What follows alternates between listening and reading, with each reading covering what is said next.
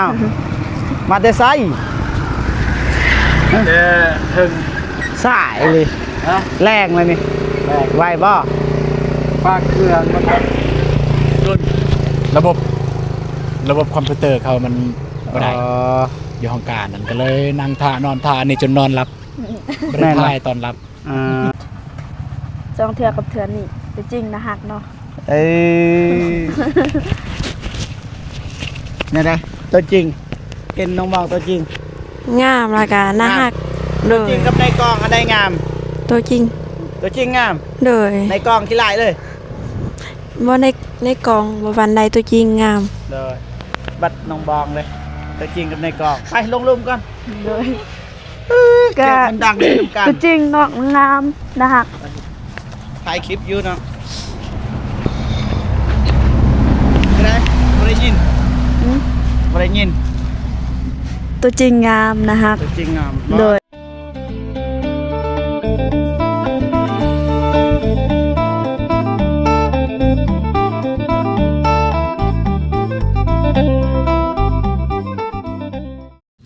โอเคพ่อพี่น้องเนาะเปิดภาพมา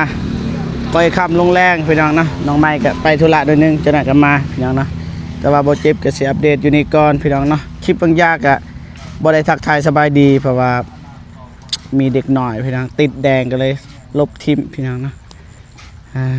มาเบิ่งมาชมค่าตั้งในยืมพุ่นละพุ่นคนอยู่เทิงพี่น้องยูทูบเบอร์สบายดีเด้อโบโกเราไต่พี่น้องโบโกเซนแนลสบายดีเด้อบ่าวชายได้ป้าแสดงว่าบ่ทันมุ่งเนาะยังบ่ทันมุ่งเลยพี่น้องมื้อเฮ็ดตัวนี้มันแล้วก่อนว่าเด้อ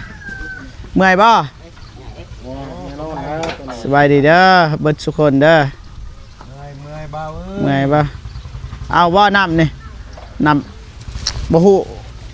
ซื้อกระทึกเลยพี่น้องนี่เมื่อยอยู่แต่ทาง YouTube เพิ่นทาง YouTube สปอนเซอร์ให้ซื้อให้ขอบคุณเด้อจักคนสั่งจักคน5 คนบ่พอดีเลยเลือกเอาทาง YouTube คนเด้อใจเด้อทาง YouTube คนเด้อโดยเป็นไงฟังๆร่ำรวยโดยมาแต่เช้าบ่จักโมง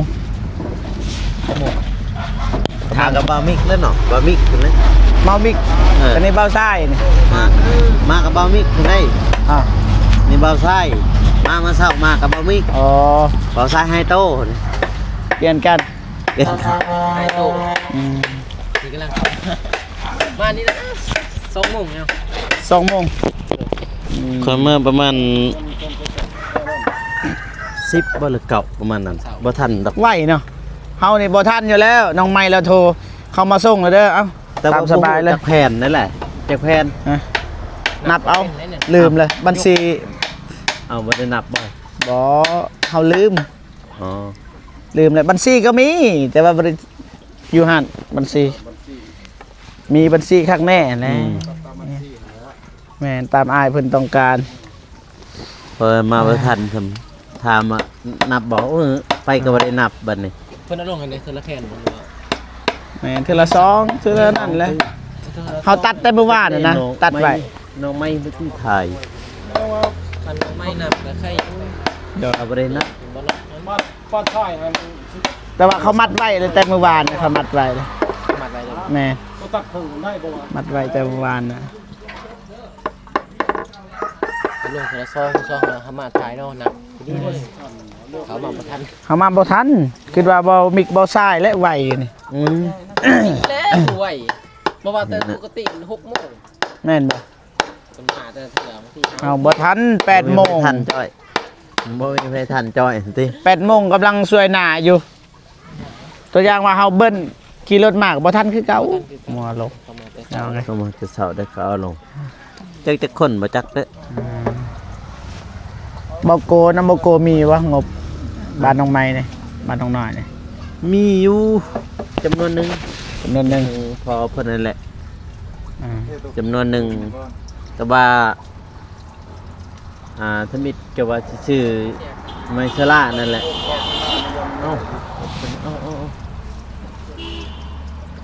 ออกทางบ่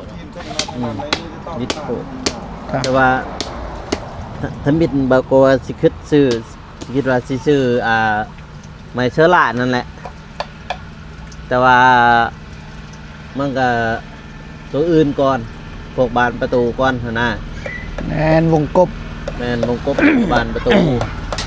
แล้วก็ลูกตังยังบ่ทันมีสัก ตั้งกบ แม่นกีฬาก็ต้องมีลูกตังวงกบ แม่น กับอันนี้แหละวงกบปองเอียบวงกบประตู แม่น มันขามลบแล้ว หลังคานี่มีแล้ว แต่หลังคา เงินที่เหลือกก็100,000ก็บอกให้เราซื้อให้น้องไม้ซื้อตะปูกรุบบ่ฮู้ว่าพอหรือบ่คันบ่พอก็ให้ฮักใส่กันนั่นแหละมันก็บ่หลายปานใดมันบ่แพงครับตะปูกรุบ ลูกทรงพ่อแล้วกระปุก100,000กับเท่าไหร่ กับ 10,000นี่บ่ถึง ซื้อเป็นแก๊สโลด แม่น แม่นซื้อเป็นแก๊สโลดแม่นมันจึงหลายแน่ มันเหลืออีกเพราะว่าเอาลูซิงเขาว่าเป็นสิตอกแบบคือตอกกันนั่นเลยมันห่างเด้พอดีบอลเส้น1กับตอก3เด้ตอก3พอดีแผ่น1ก็9มันบ่เปลืองเอาลูซิงแผ่น1ตอก9ดอก แต่หนึ่งเก้าดอก หรือว่า12ดอกบ่ติซ้ำนั้น อะไรใส่ บ่เฮาให้น้องไม่เราซื้อ100,000ก่อน แล้วก็ดึงนั้นนะ แม่บันไดแสดงว่ามื้อนี้สำเร็จตามเบิ่ง ได้สำเร็จแต่เทนเลย แม่ สำเร็จแต่ตีนเท่านั้น อย่างเศร้าง ามเลยเฮือนน้องใหม่เบิ่งไปเบิ่งมาเนี่ย งามแล้วเว้ย บ่ฮู้ว่าแอมแล้วมันสิเป็นแบบใดแต่ว่าเบิ่งตอนนี้รู้สึกว่าโอเคแล้วนี่พี่น้องเอ้ย ผมเนาะก่อนลุม โอ้มื้อหน้ามีเงินนี่ก่อย แห้งขาดเลย เนี่ย เป็นเพื่อนสันครึ่งเลยเพราะว่าช่วงมันไดจะถึง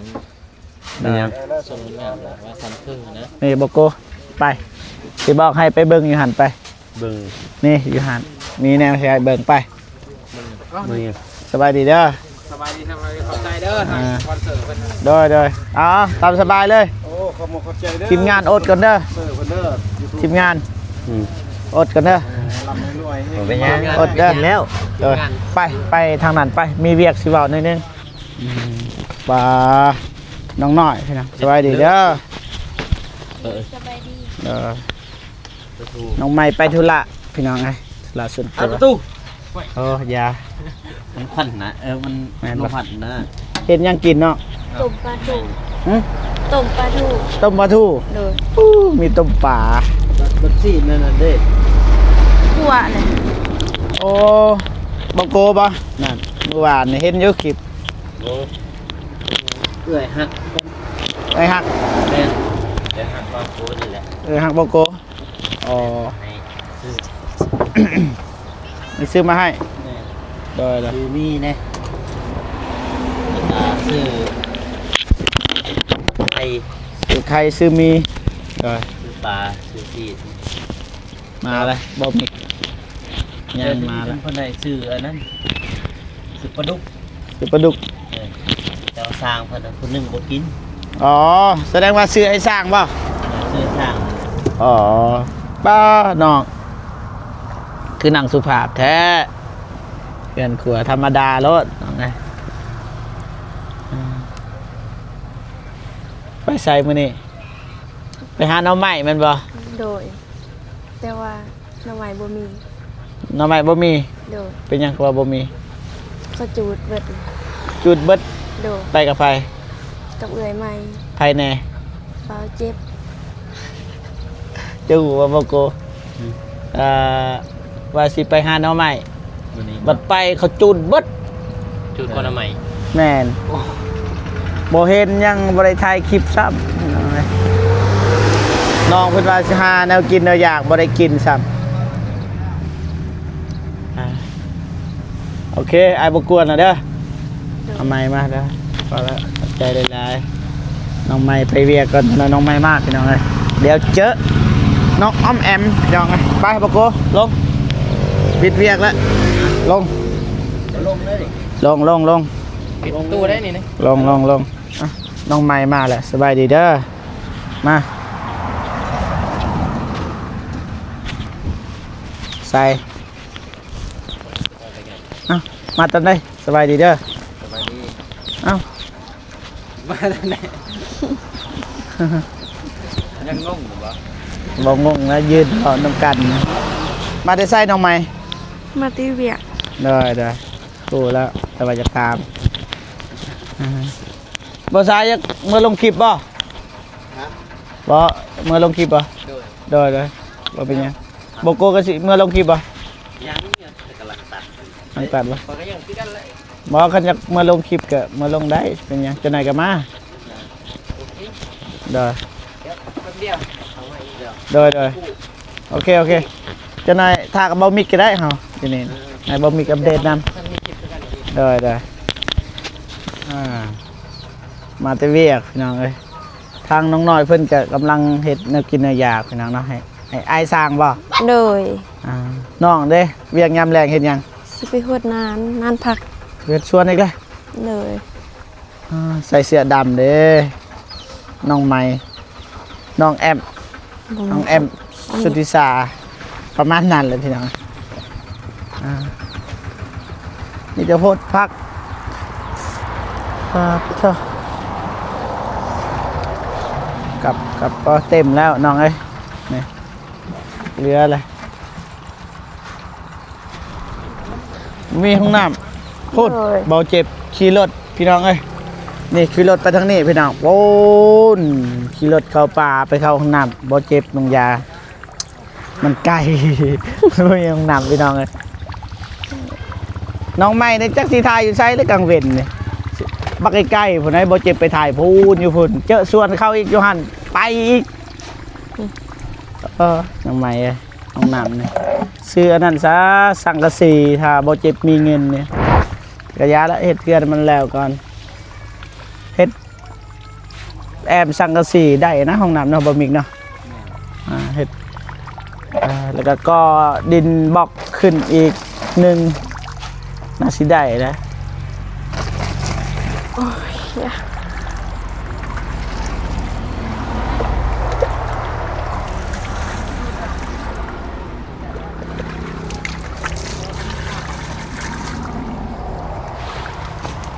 ส่วนเริ่มเลยเริ่มใหญ่ขึ้นเลยนี่ใหญ่แฮง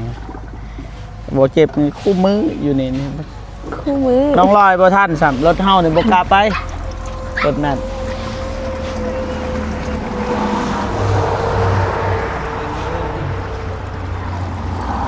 โอ้ทางนั้นเฮ็ดเลยพี่น้องเอ้ยเบิ่งสิไปทางนั้นก่อน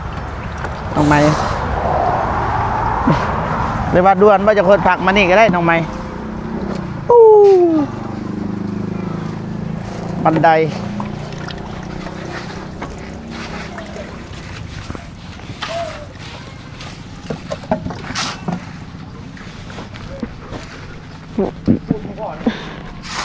หน้าโพด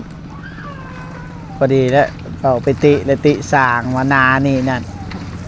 หน้าเลยดีวางอย่างมันแตก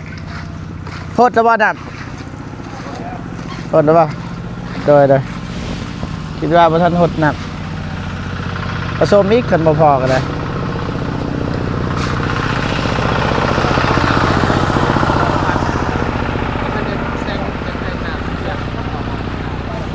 แต่งง่ายอยู่ซ้ำนี่ยังแต่งได้อยู่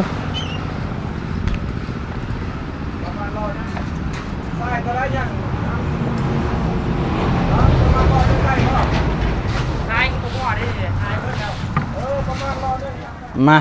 ต่อวันนี้พี่น้องหยุดแล้วก็ต่ออีกใกล้แล้วพี่น้องเอาคุณได้อีกค่ะคุณได้อีกน้องใหม่ไปตอนได้อีกไหวมาปะพอละเป็นบ่ซอกได้บ่ทอสนิทเลยบ่ บ่ฮู้เลยไอ้ช่าง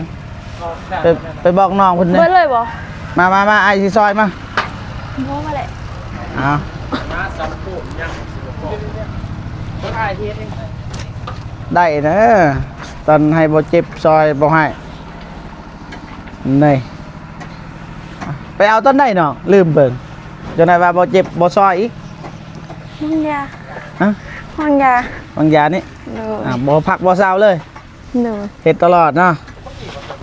พอดีเนาะปูนเท่านั้นเนาะทรายเท่านั้น ใส่ เด้ปูนเดือนเราสอบ ใส่ ใส่อีกนิดนึง พอแล้ว พอแล้ว พอแล้วพอแล้ว เดี๋ยวไปสิจ่าย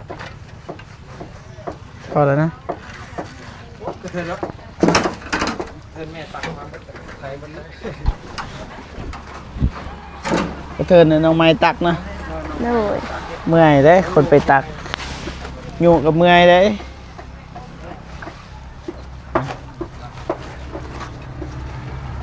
เบิ้งแซ่นั่นว่าสิผสมให้จับเด้น้องไม้สิซอยหนิดนึงมาบ่เจ็บเฮ็ดแหน่ว่าก็ได้บ่มีปูนนะบ่ได้ ปูนหน่อยก่อนเนาะ ไง เดี๋ยวเข้าพวกตักเอา บ่ได้ ตักไปลง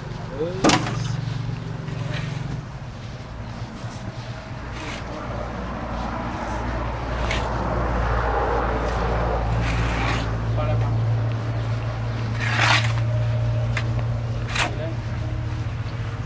ตังบ่มีน้อยเพราะปัดปูน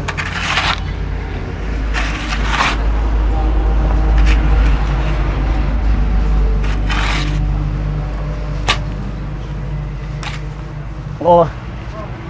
ไม่ได้ครับปูนไม่มีครับปูนไม่พอครับพี่ ได้ป่ะ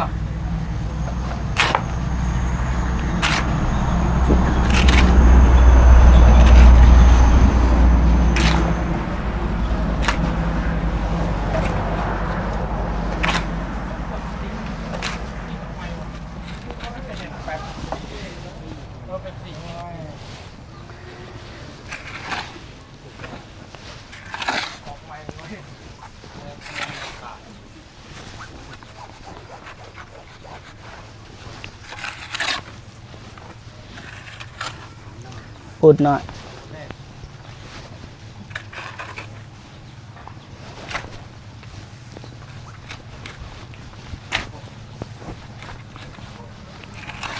มานับมาดินับมา ระวังเอาเบิ่งให้ นั่นมั้งได้บ่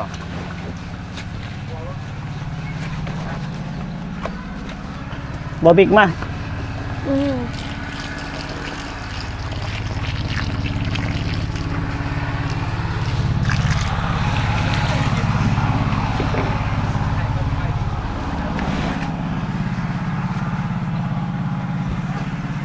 พ่อป่ะ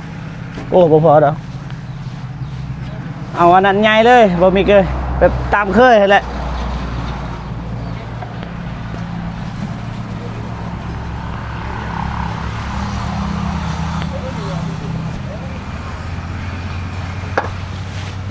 นี่ซอยหน่อยนึงซอยเอาหน้าพี่นะ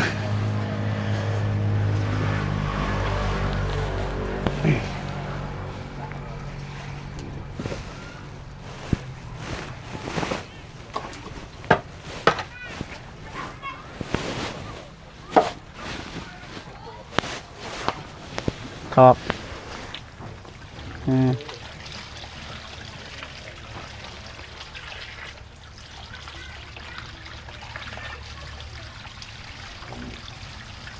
โอเคป่ะได้แล้ว ยังโอเคแล้วย่าแต่มันสิผิดพลาดเนาะ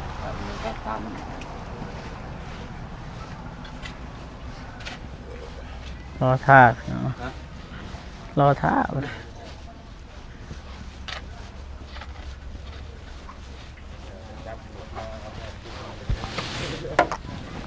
แล้วเนาะรอท่าไปทำไมคุณขอบคุณเด้อ เลย ขอบคุณเด้อจ๋าเบิ่งกล่องสิถ่ายรูปอายปะ ได้เลยพุ่นไปได้ให้มันแล้วซะรบกวนหลายเอาเลยเด้อเอาเลยเด้อตามสบายเด้อพุ่นบกวนเลยพี่น้องเอ้ยนี่มืออื่นนี่ไปซอดอันนี้มืออื่นไปซอดกุ้ง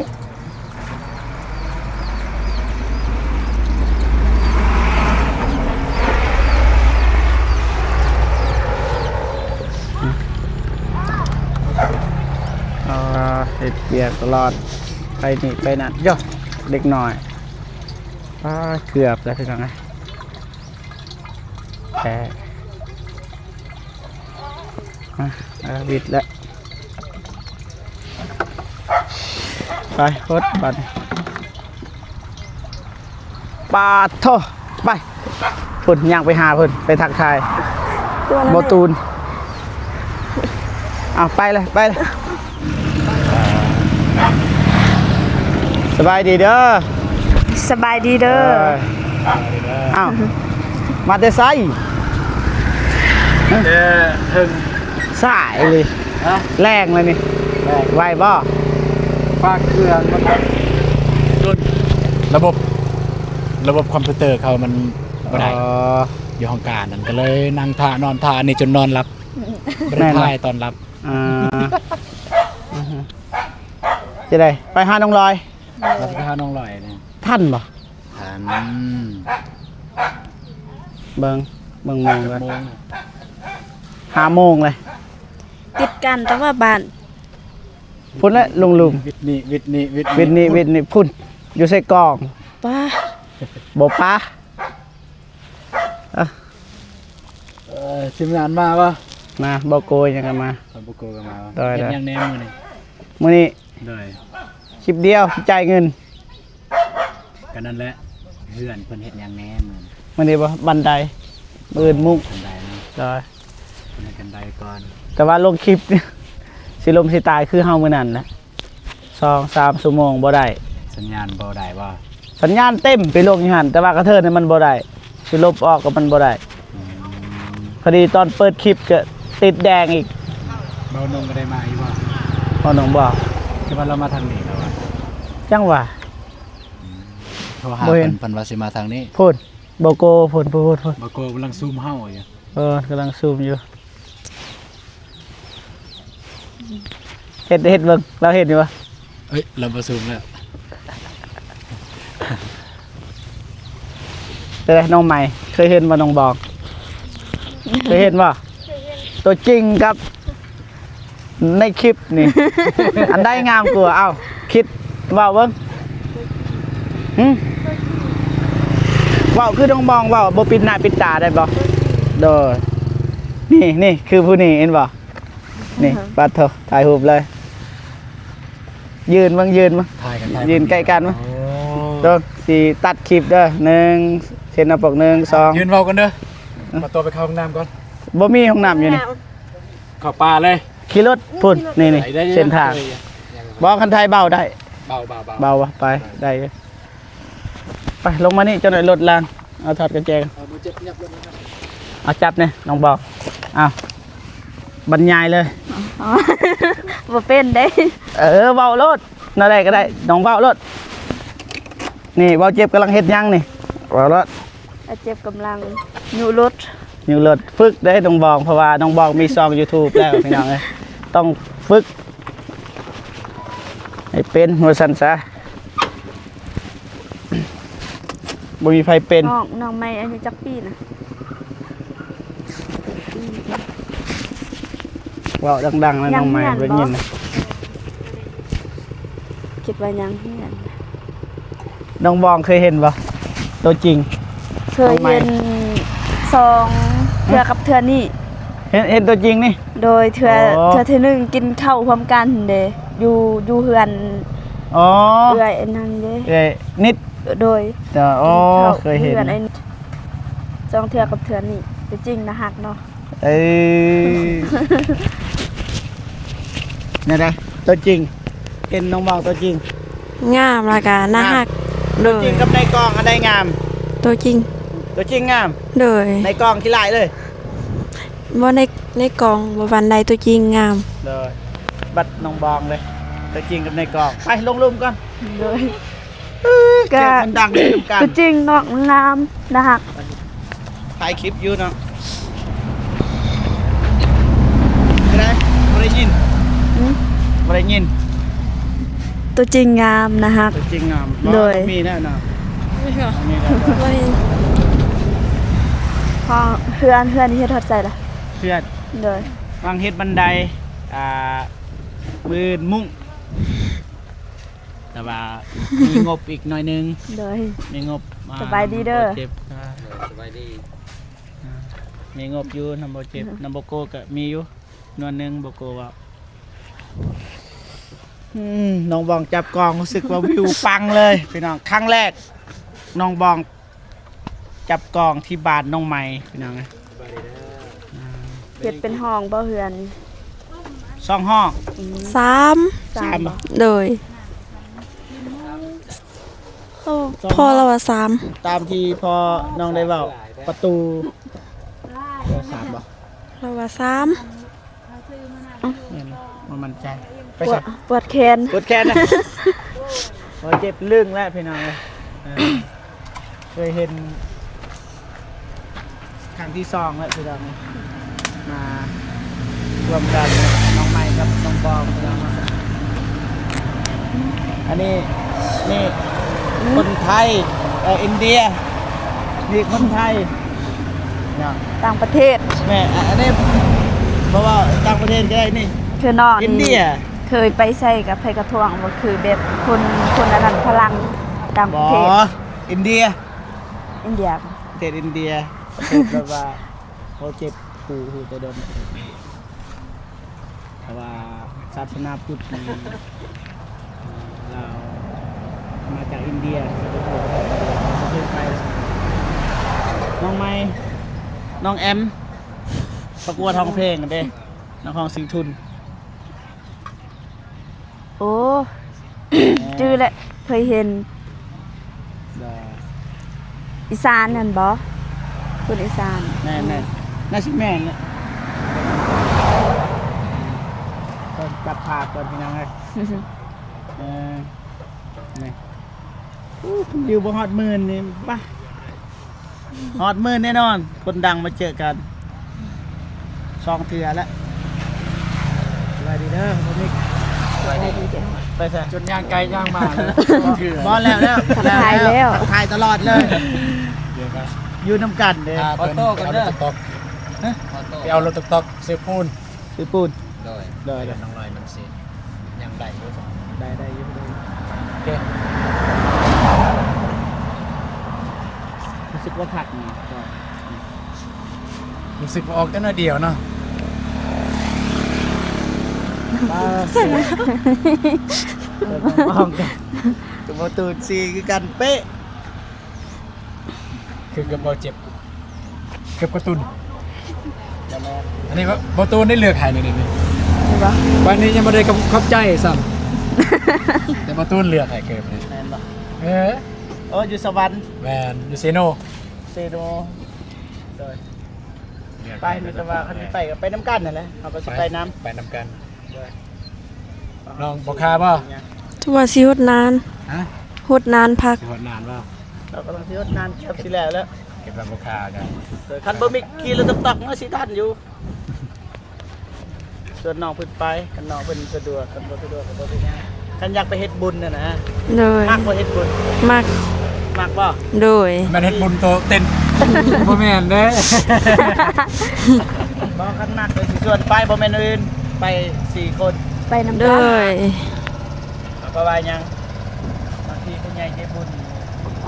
อยากซอยน้องบางทีได้บุญหลายแล้วโอ้ผู้ใดก็อยากซอยบัดนี้นะ ไป ไปบ่ ไป ไปน้องวองไปบ่เพิ่นออกมาได้บาทที่ทอดไปทางไปพี่น้องเนาะเราเก็บสิจบคลิปก่อน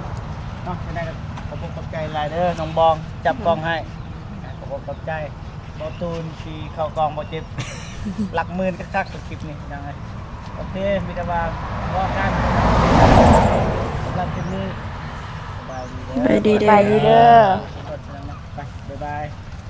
ไปเด้อ